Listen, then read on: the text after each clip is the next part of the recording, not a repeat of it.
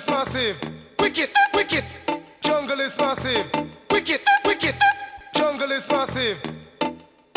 Wicked. Hello, how are you doing? I'm fine, thank you. Nice to be here. Yeah, nice to be in the place. We're in the Czech Republic. No, Romania. Big up. Our crew. Bucharest. How was the touring so far? It's been busy. It's been busy. I was in Spain yesterday. I was in Mircea city. And I did a good show there. And this has been busy. I had to catch 2 planes today, so I'm a bit tired. So if you excuse me. But yeah, everything blessed though. It's very nice to be here. You've been in this game for over 20 years. How did you begin to sing, to do it? I started doing this on a sound system. You know, when you have a sound system, me and my friends then, we had a sound system and we made the speakers, the speaker boxes ourselves, and we got the amps made specifically how we wanted the amps to be made, the preamps and the power amps, you know. And we named the sound what we named it, Third Dimension, and that's how I basically started to come really as a MC on the microphone in public. But I was writing lyrics previous to that, but officially when I joined the sound system was like 1980, 84, 85. How did you discover that you have a talent for this? Well, I have an older brother, Winston Irie, and he was already doing the MCing on the sound system. So because I heard him, what he was doing, and I really look up to my brother, you know, I want to be like my brother. And also, it was the really impact of a lot of music coming in at the time. And it was everywhere. It was everywhere. Plus, in my household, on the streets, where I was going to the dance halls, there were sound systems, local sound systems, Volcano sound, Tippertone sound, Java sound, Emotion sound. All these sounds was in my area, in my community. Plus sounds from Jamaica on little cassettes. We used to get cassette tapes from Jamaica. Creation sound, King Jammy sound. So there was a lot of influence coming in. You know what I mean? So I'm gonna say, yeah, I really wanna, I like this thing. This thing is kind of cool. I wanna do this thing. So that's what really, the influences around me, my surroundings. What did your parents have to say about your new hobby? Well, at first, you know, my mom just really, she wanted me to get a real job, you know. My mom, you know, moms are, you know, my mom wanted me to be an airline pilot, you know, and fly airplane, you know, and or be a lawyer. Because most of my family is lawyer, my uncle's lawyer, really. But I said, no, I want to do the music. And, you know, so it took time. But when I made a record and my mum heard me on the radio, she became my biggest fan from that day. When she heard me on the radio, Choice FM on one of them stations. Well, no, it was a pirate station, didn't it? What kind of music did your parents used to listen in your childhood, and how did that influence your career? Well, the music that my parents listened to wasn't the music that I listened to. Because who go listen to music that their parents listen to? I wasn't interested in the music that they listened to, really. You know, I mean, obviously there was some key music, like key artists, like obviously, you know, Percy Sledge, Bob Marley, Michael Jackson, Lionel Richie. There's certain Ray Charles. I mean, like we grew up with a wide range of soca. There was Sparrow. On the Trinidad influence, because my mum's from Trinidad, and then I had my pops who grew me was a Jamaican, so we had he listened to some different music that wasn't even Jamaican music, stuff like Jim Reeves and them things there, you know what I mean, Fats Domino, you know what I mean, I found my trails, do-dum, dum, do-dum, on Blueberry Hill. Apparently that was one of my favorite songs when I was a baby, you know, Fats Domino. Anytime I hear this song, I love this song, Fats Domino, you know. So it's a lot of influence growing up and in the music. But to make me love the music that I do, it was when I went out on the streets, I went to school, and my friends and my parties that I went to. It wasn't my parents. My parents never listened to the music that I listened to. Natural.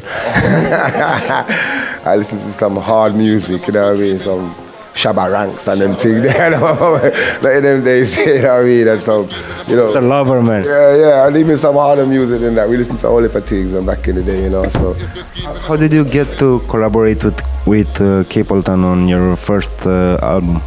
Well,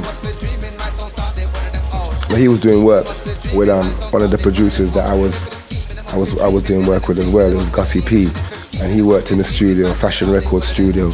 and he had his own label.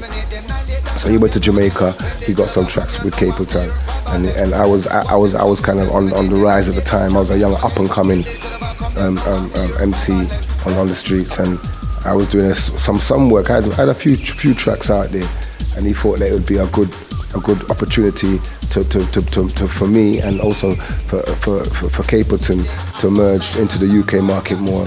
And it was just a merge of Jamaica and UK, a UK collaboration. So I thought it'd be kind of interesting, and that's what it was. They linked it up, and he asked me if I'd like to do it in Capleton. I was a big fan of Capleton at the time. So of course I was up for it as a youth coming up from. I said yes, it's a good move. 1993 was a big year for you. You won best single, best album, and best artist, best MCs for hit, best single. Did you thought back then that you'll have a bigger hit than that? No, not at that time. When I got those on that year, I got in that award ceremony. I got 3 awards. I got an award for Heat for the best single, and I got an award for best singer of that year, and then I got an award for best album, which was Wicked General. So I got 3 awards that year there.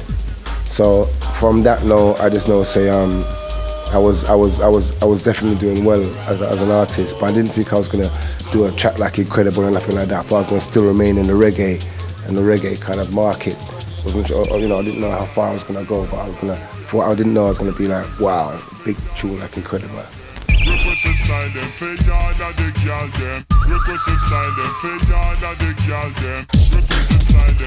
How was the build-up to releasing Incredible?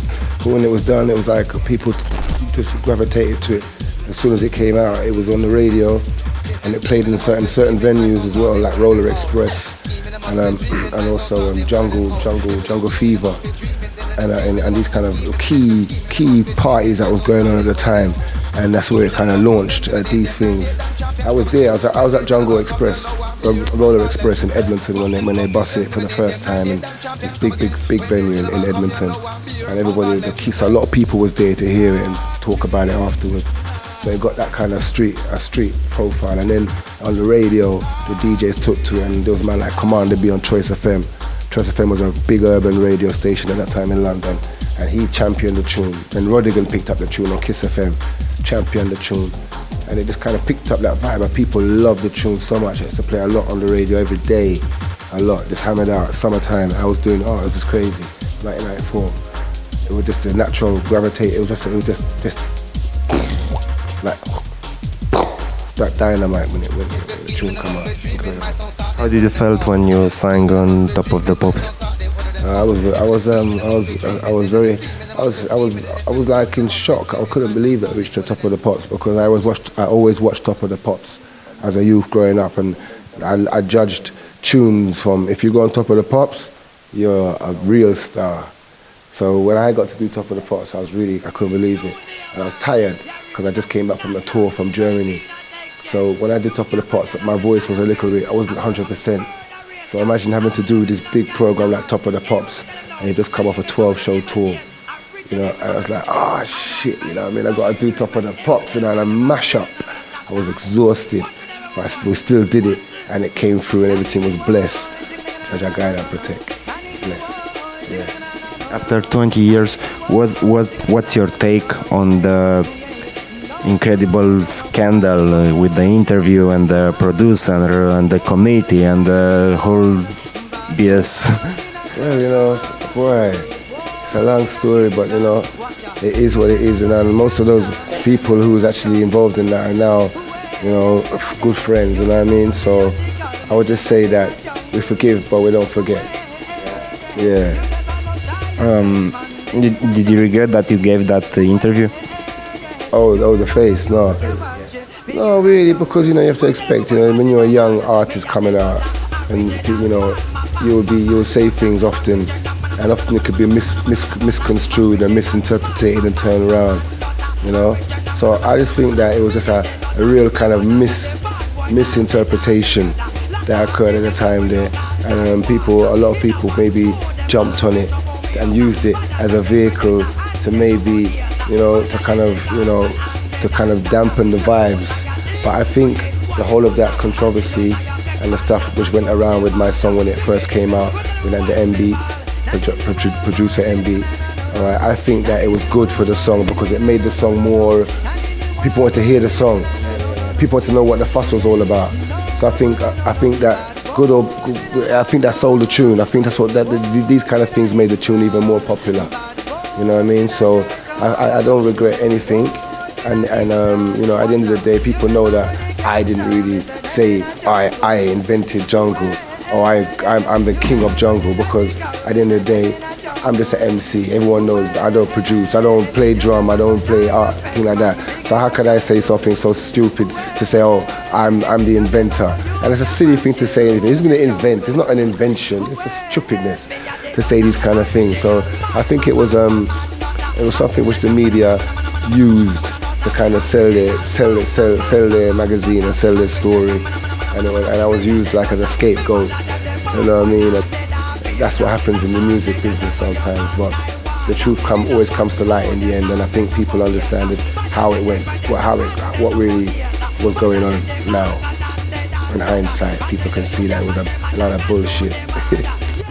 Yo, this is the original Dragomir Levy scene. I think I like it TV scene. This is the incredible. I think I like it. Say that. Me say yeah, them run the district. Incredible. I think I like it. Say that. Me say them bada bombastic. Now this is Dragomir Levy. I think I like it. TV. I run the place. I run the constituency. But the positivity, no negativity. With the music ability, we are better than the we. Come back and everything. Up and my friend, they wanna be. Yo, big up. I think I like it. TV scene. Yeah, I think I like it. Bless up. Incredible. Blaze. Boop.